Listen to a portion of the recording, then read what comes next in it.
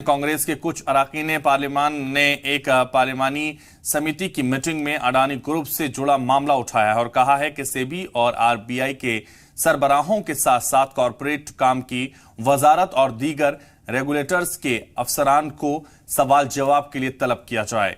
माली मामलों की मुस्तकिल पार्लिमानी समिति की मीटिंग के दौरान कांग्रेस लीडरान ने ये मांग की है, जबकि इस दौरान बीजेपी अरकान ने इसकी मुखालफत की। जराये के मुताबिक समिति के सदर जयंत सिन्हा ने कांग्रेस अरकान से अपनी मांग तहरीरी तौर पर देने को कहा है।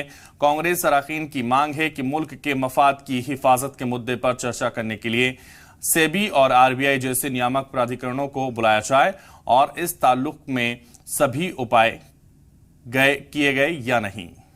और अपोजिशन के अरकान ने कहा कि चूंकि एक रेगुलेटर का मुद्दा है और माली समिति के दायरे में आता है, इसलिए पैनल अफसरान को तलब कर सकता है।